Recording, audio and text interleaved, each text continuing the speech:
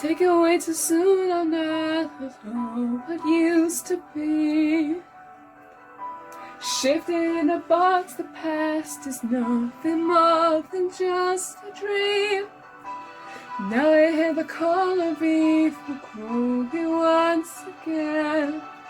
I'm powerless to change your face, but in the end I shout to you, my friends. Tonight we roll, as if they listen really close. They can hear us sing a song. La la la la. I don't want to feel bad for things you hide, but you don't have to do this on your own. Even if you're never going home, you're not alone. You're not alone. Alone, alone, alone, alone, alone, alone. You're not alone. Alone, alone, alone, alone, alone, alone, alone.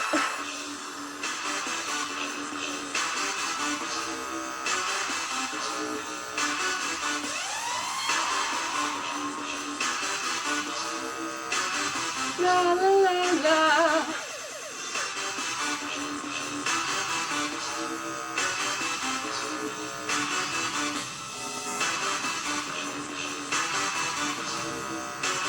La la la la.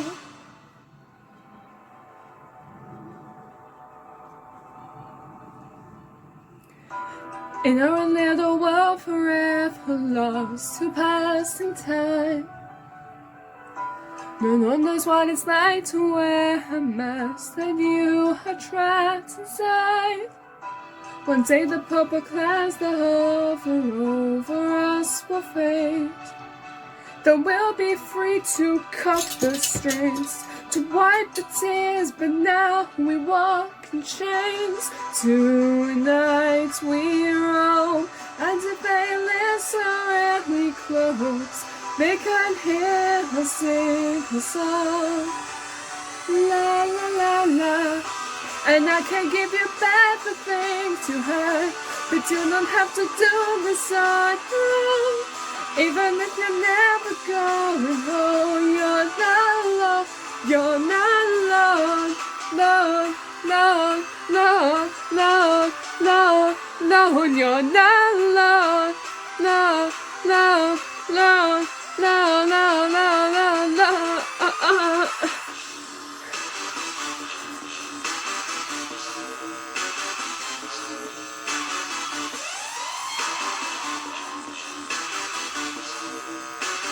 La la la la.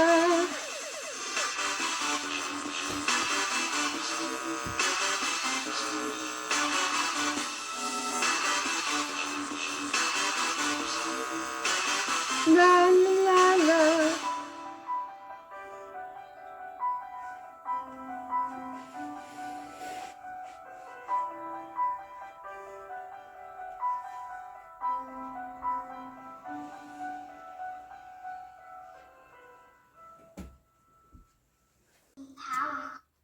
Hello guys, Puppet Master here. I hope you enjoyed the little song. I'm sorry there's not much light in my box. Well, I have a very different voice to what Scott gave me, but I'm going to try and reenact those voices that Scott did give me. So I have got here my voice lines for UCN and I am going to reenact them. So let's just get straight into it, because why not? Seeing you powerless is like music to me. So that was pretty easy. The reason Scott gave me a girl voice was because there's actually a girl spirit inside of me. That is the legend of the puppet.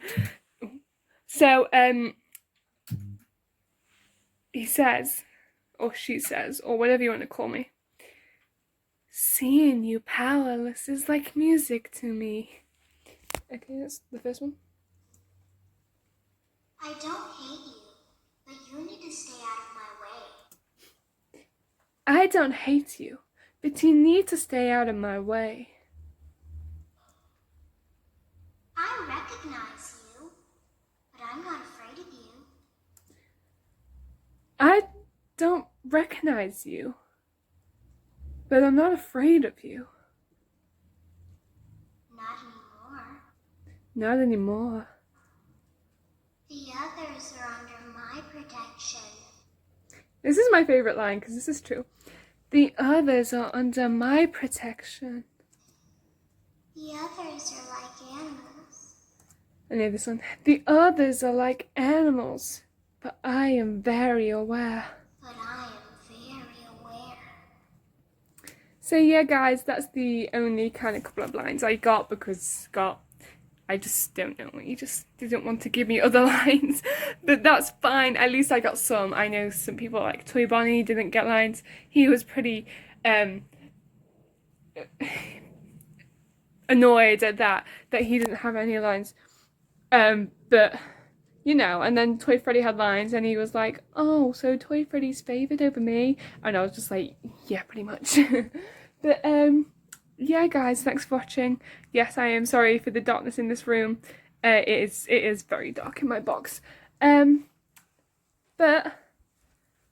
I hope that you will take something, a present from me to you, as I am the puppet and I work in Prize Corner giving presents to the children.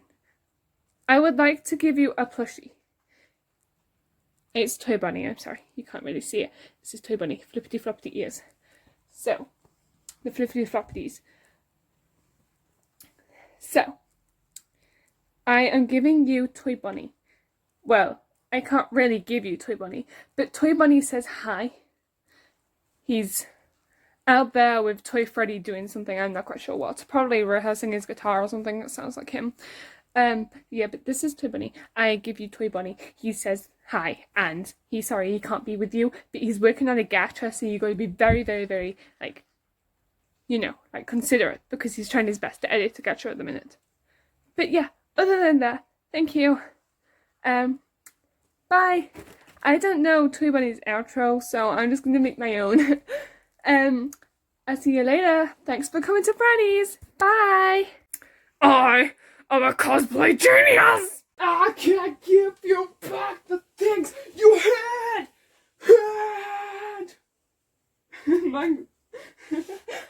I didn't even play the music. Why ain't the music working? Stupid internet all the time. This is going to the bloopers. Blooper time, guys. Have to be this stupid floaty thing. Ah, hi, I'm Puppet. Hello. I'm the Poupette. Welcome to my box. It's very spacious in here. Oh gosh. There's gonna be bloopers now. Let's say we're making bloopers now. I just love this cosplay so much. Look at this. Oh wow. Oh wow. The best cosplayer in the world. Oh, Mangle. I'm giving you Toy Bonnie as a gift because I am Poupette. What do you say? No thanks, I'd rather have one of Foxy. Right. No! I don't know where Foxy is in all that. He's at the back. Why did you bring Foxy into this? Because It's all about Toy Bonnie. About Toy Bonnie. No treble. it's all about Foxy. About Foxy. No treble. No trouble. No treble clefs. No trouble. Hey! That's my area of music. Can you draw a treble clef? No. Quite easy. It's like... whoop. So fun. I think that's the only thing I can draw. Treble clefs. I don't even can draw them that great too. I can't even draw circles here. You got to do my cheeks. Fucking hell. The world is exploding. And I can do nothing but watch. It's all about that bass. About that bass. No trouble. It's all about that bass. That was in my head now. Oh, I've got such an idea. Oh my gosh, Mangle. What? Puppet and Toy Bonnie at the same time. Let's fuse them together. I can create that. Does this look cool? This kind of looks cool. Actually, it looks a lot like Toy Bonnie. Actually, yeah, it does look a lot like Toy Bonnie. If you just take away the tears and the lipstick. Oh my gosh! This is my new OC. Do not nick this, guys. All right. This is Puppet Bonnie. What's that? Maybe. Oh, say it. Say yes. I'll come in a minute. She says, I'll come in a minute. Hi, guys. Chapter 5. I can't give you back the things you had. Puppet Master's perspective. I was putting the plushies back into the boxes when Golden Freddy, my friend for all purposes, burst into the room, and he seemed to be dragging animatronics with him. I was going to ask him if he wanted to come with me to find and fix Smangle, because he helps build and fix animatronics with me, when I saw who he dragged in. He dragged Chica in by her shoulders, and I could see why. Her arms were non-existent, her jaw was broken and wide, and her whole body was stiff. She was unable to put her arms down, and her face was white with terror and pain. I was about to talk, and I believe I was going to ask something like, "What the hell have you done with Chica?" But as soon as I cleared my throat to speak and crossed my arms to give him a long lecture and a long day of grovelling, he put up a finger to silence me. When he did, I had a good look of his face. I stumbled on my words. I say I had never seen my friend look so tortured. I decided to give my friend a chance. There must be a perfectly good reason for this. I stayed quiet, despite the fact that Golden Freddy came back in with arms full of Freddy. This was not like Golden Freddy to attack, especially Freddy. They were quite close and very good friends. Lastly, he dragged an unconscious Bonnie in by his shoulders. Bits of Freddy were everywhere, and Bonnie looked like something else. His face was gone, and wires were everywhere. His eye sockets were still there. His right arm up to his elbow was torn off and was replaced by wires, and all that was left of his tummy was a skeleton frame of a bare endoskeleton. At least Freddy had all his parts and fur, as I could see that I'm going to be busy. Golden Freddy had a lot of explaining to do. Why would he do this? These are both mine and his friends, and he has betrayed them. But this doesn't seem like Golden Freddy at all. Maybe I'm jumping to conclusions. This has to be the work of a different party. I'm hoping so anyway. I really don't want to fall out with Golden Freddy. I gave Golden Freddy a questionable look. He looked tired, but managed to mouth the word Springtrap. Of course. Things were bad, but definitely fixable. Me and Golden Freddy can fix and make new parts of them. But before I could start the possible task, Golden Freddy just silently said in a monotonous voice, "We have to stop this, my friend. This is what is happening. You know what we have to do."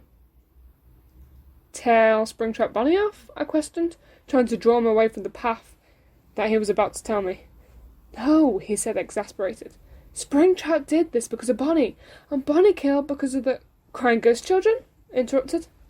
"I know what we have to do, but I don't like interrupting them from their slumber, so how do you suppose we handle this?" "With courage and determination.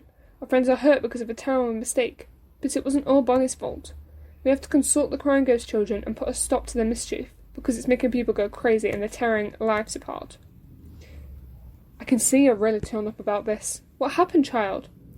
"I'll explain later. Right now, before anything else, we need to reassure Chica and wait for Bonnie to come back to us, and then we can boot up and see the torturers." "And why do I have to go?" I questioned. "Because you have control over the plushies, therefore the souls, and I'm technically the peacemaker here. Also, we're every animatronic's best friend, so it has to be our duty. Got it?" "Point taken. But we need to take another person who knows nothing of this to help and protect us. Someone who is good at manipulating." How about Toy Bonnie?" "Really? Him? He's just going to get annoying, and he's way overprotective, and he's always singing." "Yeah, but he ticks all the boxes that you want. You know he's very manipulative, and I know he can be annoying, but you underestimate him. He's strong, and his overprotectiveness is good in this situation. We're going to be hitting dangerous grounds, and Toy Bonnie is the person you will need." "Fine. I will go get him. You stay here in case Bonnie regains consciousness," I ordered. And on that order, I levitated away to find him. I knew exactly where I would be, in the security guard's office. Of course, I heard him before I saw him, as his guitar was pouring out the song "Survive the Night," which is a song that Toy Bonnie made up to sing to the new night guards as a warning. He also sings the song to show off his technology. His built-in facial scanners allow him to find out who and what the night guard is. He likes to humour them. I understand why Golden Freddy has picked Toy Bonnie. He ticked all the right boxes. He was cute, had powerful charisma, character and charm. He has a way of making people do what he wants them to do. excellent manipulator and a grade A persuader, which is why we let him have the job of welcoming the night guard with his song. He is great, but sometimes his good points can be his bad points. For example, he shows off a bit, wants to know everything about everyone and cannot keep a secret, can be very sarcastic and thinks everyone loves him. Yep, he's a handful, and that's not all. He makes new songs up and sings them, and he hardly puts his guitar down, so most of the time, all the pizzeria can hear is a rock guitar. There is a lot more bad points, but we could be here all day if we start listening good and bad stuff about the Blue Bunny. If I think about it, though, I really like Toy Bunny in this situation. He'll be a great addition to our team. I've recorded his good quality points. He is a big help with any task. Great talker, quite humorous, and can easily turn a bad situation around. Something may happen that might not have happened if Toy Bunny wasn't there. He might be able to see through cracks. Who knows? I floated in the office and he was sitting in the swivel chair. He saw me and stopped the echo of the last note he played on his guitar and gave me one of his famous cheek smiles. "What's up?" he asked. "I require assistance, child," I replied. "Come." I turned, and behind me I heard the squeak of the chair as Toy Bunny's weight got lifted off of it, and I felt him following me. I told him to wait outside the room before I entered. I heard him say, "Well, what have I done now?" I smiled. Toy Bunny can be very prone to being in the wrong place at the wrong time, and he can cause much more trouble than Springtrap sometimes. Also, the toys get blamed for everything, because they're better, and Toy Bunny and Toy Freddy likes to show it. They also have very cheeky attitudes that can lead to arguments and then fights. The toys are a lot like Springtrap in that way. I left him outside to figure out why everyone's favourite bunny was in trouble again, and saw Golden Freddy trying to fix Freddy. He was doing an immaculate job. Chica had regained a bit more colour, and Bonnie was awake, his eyes glowing red and his red bass guitar in his remaining hand. He looked terrified, pained and upset. I threw him a reassuring smile when he looked at me, and he nodded at me, as if he was reassuring me, telling me he was alright.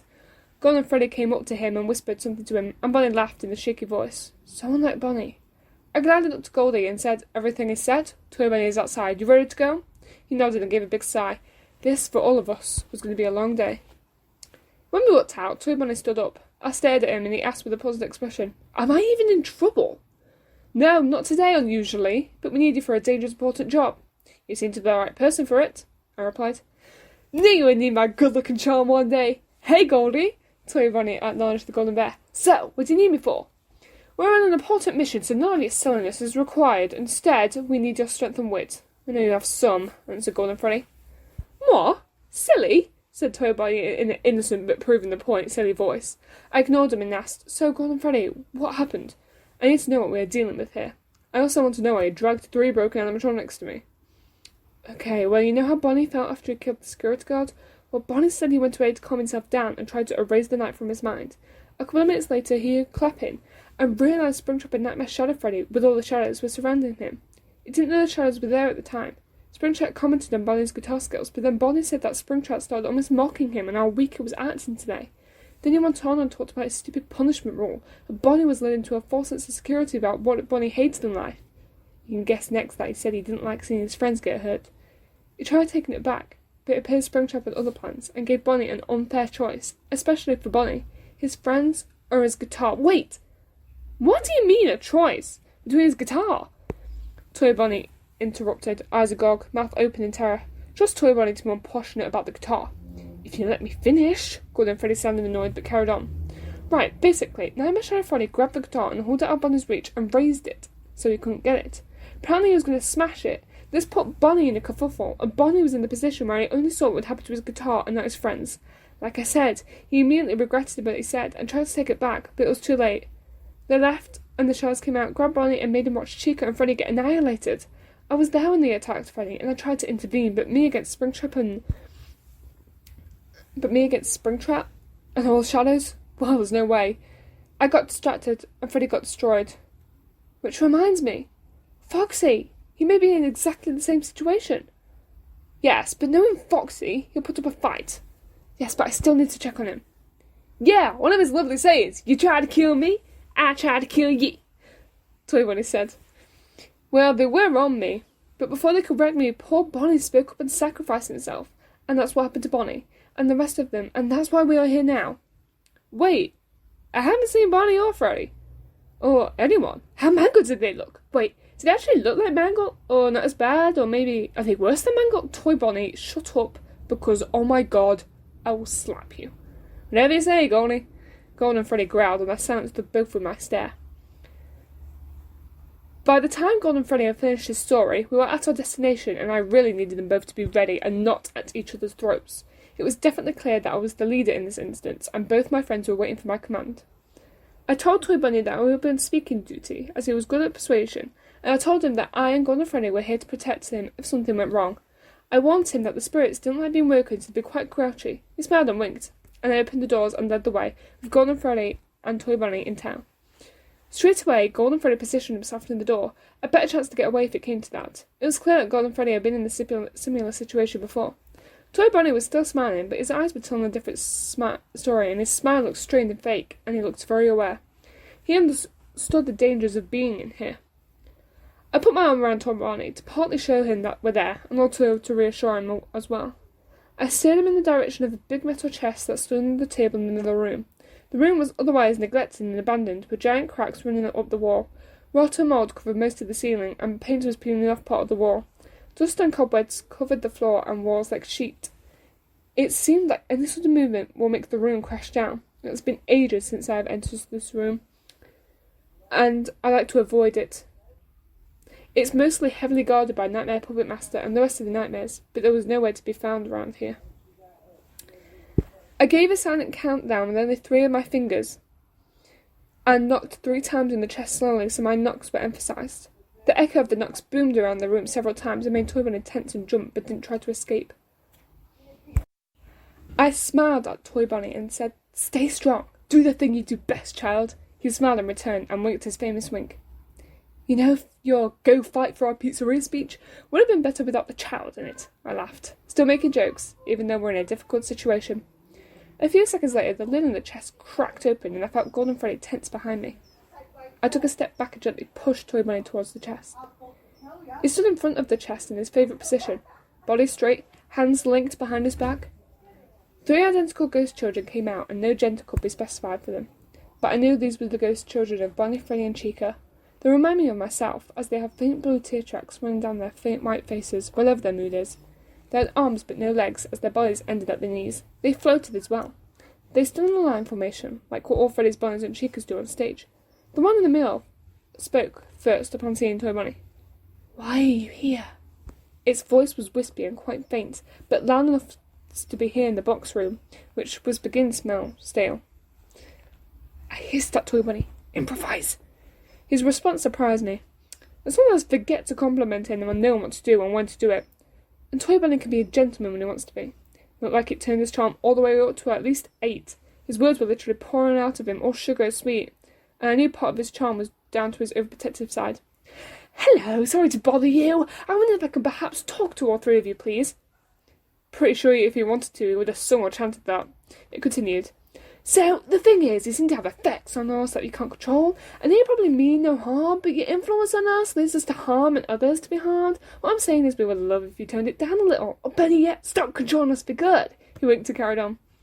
"I thought I would come and tell you because I'm way nicer than some people, and I really think I should, warn you to stop it, because if you don't, the animatronics will get angry and sadder, and what's left of their lives will be ruined, and to be honest, do you really want sad and angry animatronics to come knocking? What I'm really trying to say is..." Then he broke into song, which I totally saw coming. Child can't help himself. It was an extract from his well-known song, Survive the Night. "Here at Freddy's, we have a few rules.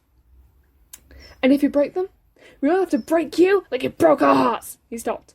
Literally. He smiled again, and I could tell he was relaxing, because this time his smile was genuine. Toy Bunny was in his zone. "So, we understand each other. No hard feelings? You're really quiet, but then again, haven't given you time to speak, have I? Sorry, your turn." He finished after saying the last couple of sentences in a rush. I so wanted to applaud him. I knew that I'd be convinced. Golden Freddy was right. He is very good at persuasion and a great charmer. But will his charm change the grind ghost children around to realise their effects? They replied in deep, chilling voices and took it in turns to speak each sentence, which really started to get on my nerves, as I'm not patient. "We are sorry, but we can't help it. You're not the only ones being controlled."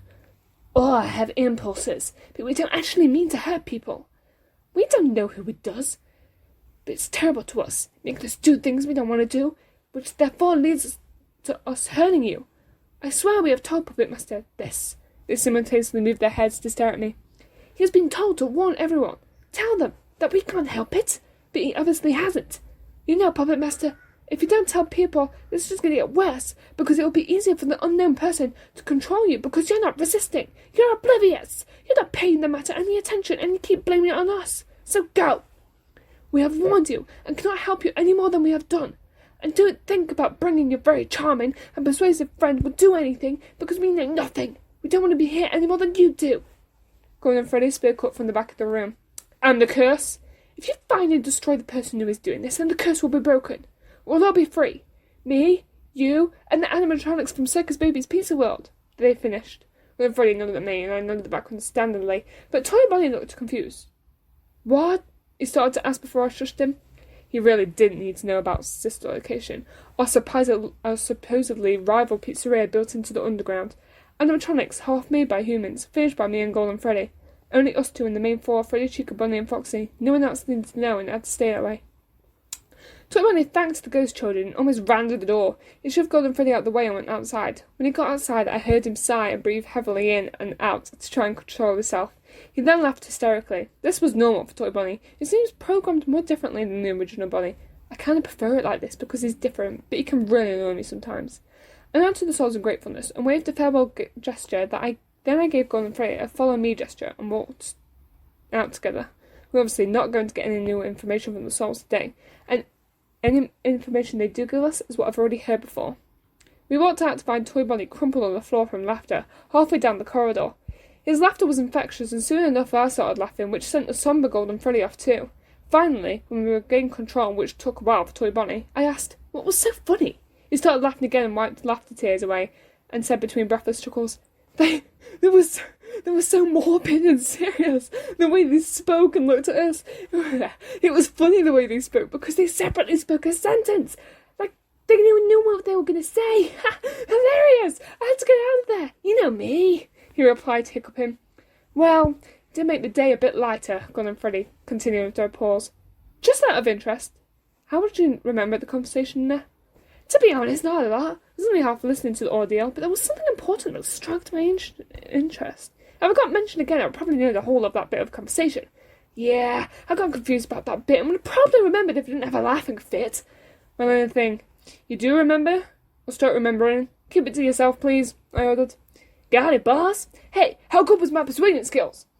I thought I was awesome! As I carried on talking to nobody in particular for the rest of the trip about how good he thought he was, I went through the answer Toy Bonnie gave to Golden Freddy and realised he answered quite fast, but I knew he wouldn't tell. He knows when to obey when appropriate. It was up to Golden Freddy and me to sort this problem out in our own time.